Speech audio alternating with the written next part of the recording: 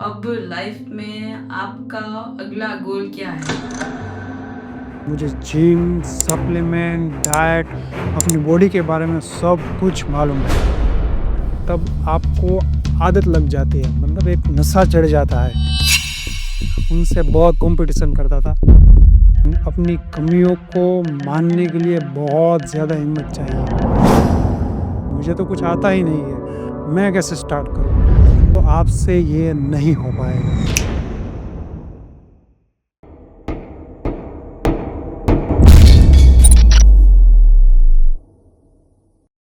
आपने इस ट्रांसफ़ॉर्मेशन से सबसे बड़ा लेसन या फिर सबसे बड़ी सीख क्या ली? वैसे तो इस ट्रांसफ़ॉर्मेशन ने मुझे बहुत कुछ सिखाया, पर सबसे बड़ी सीख जो मैं मानता हूँ इस ट्रांसफ़ॉर्मेशन से मैंने ली, वो थी मेहनत करने की। जब आप कुछ पाने के लिए अच्छी नीयत के साथ मेहनत करते हो ना, तब भले ही ज़िंदगी आपको वो परिणाम नहीं देती जो आप चाहते थे, या फिर वो चीज़ नहीं देती जिसके लिए आपने मेहनत की हो। पर अगर आप उस प्रोसेस को समझोगे, उस सफ़र को ऑब्ज़र्व करोगे, उस सफ़र के दौरान अपने अंदर आए हुए बदलावों को देखोगे, तो आपको मालूम पड़ेगा, भले ही वो ना मिला जो आपको चाहिए था, लेकिन उस मेहनत ने आपको वो ज़रूर दिया होता है, जिसकी आपको वाक़ई में ज़रूरत होती है। हम सिर्फ़ मंज़िल को देखते हैं, लेकिन उस चक्कर में हम सफ़र में मिले सबक एंड इस प्रोसेस के दौरान हमारे अंदर आए हुए बदलावों को हम लोग नज़रअंदाज कर देते हैं। इसलिए काफ़ी बार ऐसा लगता है कि मेहनत पर पानी फिर गया, या फिर मेहनत का कोई रिज़ल्ट नहीं मिला, या फिर मेहनत बेकार गई। लेकिन सच्चे मन से, अच्छी नीयत से करी हुई मेहनत कभी बेकार नहीं जाती। एक पोएट है या फिर स्टोरी टेलर, मुझे मालूम नहीं, मनहर सेठ नाम है उसका। मैंने बहुत साल पहले उसकी एक वीडियो देखी थी। उसमें उसने एक बात कही थी कि पहला मौका किस्मत देती है, लेकिन दूसरा मौका मेहनत देती है। तो मेहनत करना कभी नहीं छोड़ना चाहिए। इस सफ़र के दौरान आप खुद के बारे में क्या नई बातें सीखे? खुद को बदलने के लिए खुद के अंदर झाँकना, अपनी कमियों को ढूँढना एंड उसको एक्सेप्ट करना बहुत ज़रूरी है। एंड अपनी कमियों को मानने के लिए बहुत ज़्यादा हिम्मत चाहिए। पहली बात, पहले मैं सोचता था कि मुझे जिम, सप्लीमेंट, डाइट, अपनी बॉडी के बारे में सब कुछ मालूम है। लेकिन ये ट्रांसफ़ॉर्मेशन के बाद मुझे पता चला कि जो मैं जानता था, वो खाली 1% ही था, और उस 1% में भी मैं काफ़ी कुछ गलतफ़हमियाँ पाल कर बैठा था। दूसरी बात, पहले मैं दूसरे लोगों से, मतलब जिम के कोई लोग हैं, उनसे बहुत कॉम्पिटिशन करता था। मतलब बोलने की हिम्मत तब भी नहीं थी। बिना बोले मन में ही सोच लेता था कि अगर जिम में किसी की अच्छी बॉडी है, तो सोचता था कि इससे अच्छी बॉडी बनानी है, उससे अच्छा दिखना है। पर इस ट्रांसफ़ॉर्मेशन ने मुझे सिखाया कि मेरी सबसे बड़ी कॉम्पिटिशन कोई और नहीं, मैं खुद हूँ। Your biggest competition is you. It's always you versus you.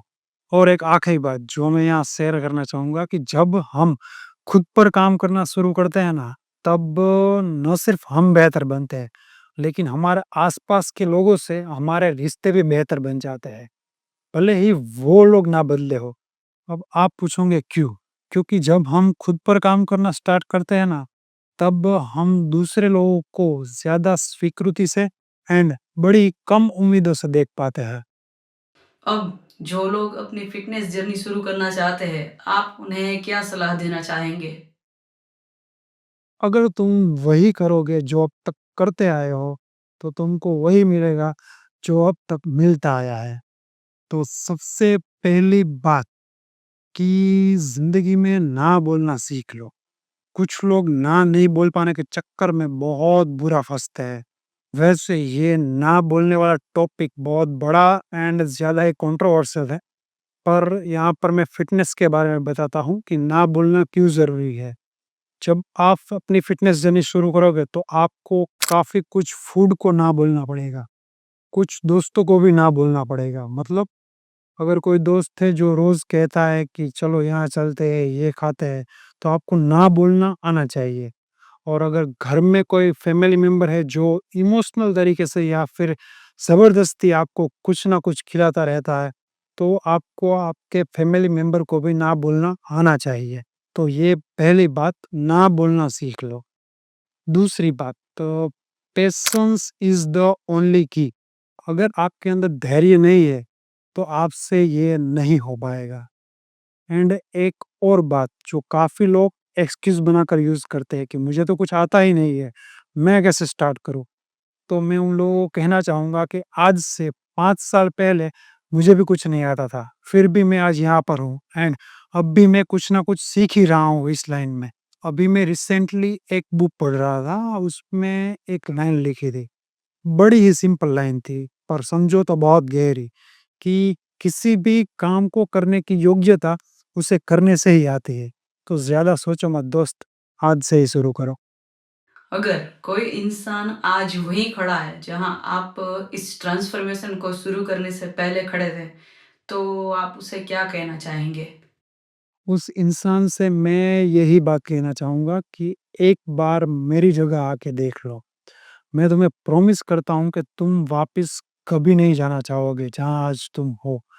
अगर किसी भी वजह से चले भी गए, तो भी वहाँ ज़्यादा देर तक रह नहीं पाओगे।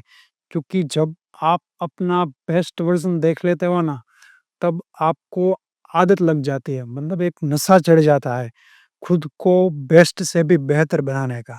एंड जो भी इंसान इस हेल्थ या फिटनेस के फील्ड में है या नहीं भी है, उनसे मैं एक बात कहना चाहूँगा कि दोस्त, मरने से पहले हमें हमारी खूबसूरती एक बार तो देख लेनी ही चाहिए ना। हर बड़ा बदलाव एक छोटे से कदम से शुरू होता है। अगर मैं ये कर सकता हूँ, तो कोई भी कर सकता है। वाह! अब लाइफ में आपका अगला गोल क्या है? What is next?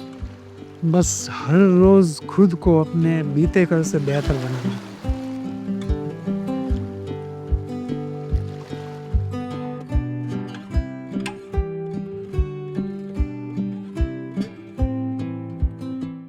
Thank you so much इस वीडियो को एंड तक देखने के लिए। अब अगर आपको ये वीडियो पसंद आया है, तो वीडियो को लाइक एंड शेयर कर दीजिए और ऐसे ही और वीडियोज़ देखने के लिए चैनल को सब्सक्राइब कर लीजिए।